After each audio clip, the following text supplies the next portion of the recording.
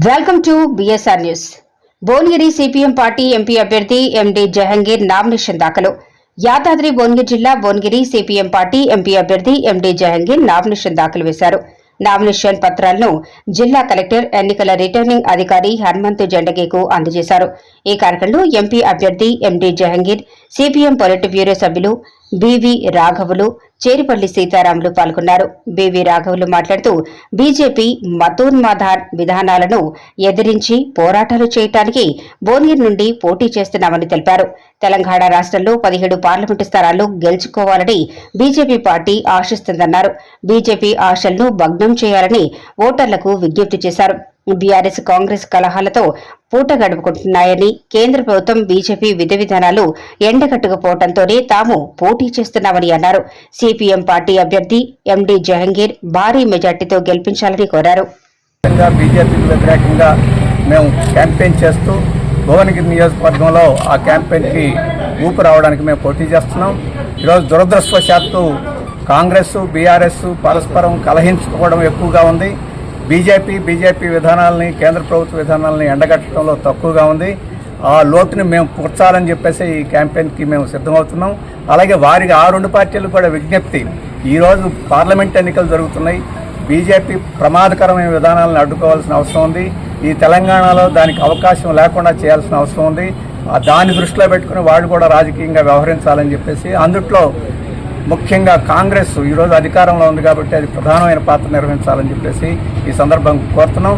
మేము వారు ఏమి చేసినా చేయకపోయినా కానీ రాష్ట్ర వ్యాప్తంగాను అలాగే భువనగిరి నియోజకవర్గంలోనూ బీజేపీ విధానాలను ఎండగట్టడానికి మేము ప్రముఖంగా కృషి చేస్తాం.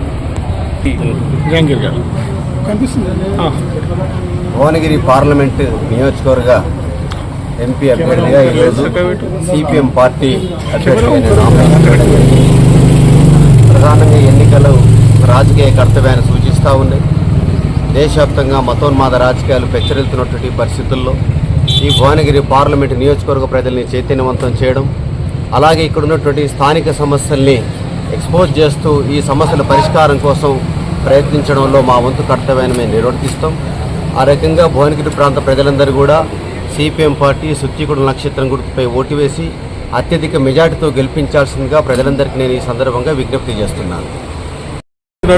పంటలకు గిట్టుబాటు ధరలు రాకపోతే ఇప్పుడు మా అభ్యర్థి జహాంగీర్ గారు అనేక సార్లు రైతు సమస్యలపైన గిట్టుబాటు ధరలు ఇవ్వాలని చెప్పేసి, అట్లాగనే మూసి నది ప్రక్షాళన జరగాలని చెప్పి, ఈ ప్రాంతంలో ఉన్నటువంటి పెండింగ్ ప్రాజెక్టులు పూర్తి కావాలని, స్థానికులకు ఉద్యోగ అవకాశాలు కల్పించాలని, పేదలకు ఇళ్ల స్థలాలు ఇండ్లు ఇవ్వాలని చెప్పేసి అనేక సమస్యలపైన గత 30 సంవత్సరాల కాలం నుండి పోరాటం నడిపించడం జరిగింది. పార్లమెంటు స్థానం కూడా, ఈ యొక్క ప్రాతినిధ్యం కూడా మరి మా చేతికి వచ్చినట్టయితే పార్లమెంటులో గట్టిగా పోట్లాడటానికి, ప్రభుత్వం మీద ఒత్తిడి తీసుకురావడానికి అవకాశం ఉంటుంది. కాబట్టి ఈ ఆయుధాన్ని కూడా మా చేతికి ఇవ్వాలని చెప్పేసి దాని ద్వారా ఎక్కువ పోరాటాలు నడిపించడానికి అవకాశం ఉంటుందని తెలియజేస్తాం. వాటికి సంబంధించిన విషయాలు ఇప్పటికే మా నాయకుడు రాఘవులు గారు చెప్పారు. ముఖ్యంగా భువనగిరి నియోజకవర్గం కమ్యూనిస్టులకు ఒక పోరాటాల గడ్డ. ఈ తెలంగాణ రైతాంగ సాయుధ పోరాటంలో ముఖ్యమైన భూమిక పోషించినటువంటి పాత్ర భువనగిరి నియోజకవర్గానికి.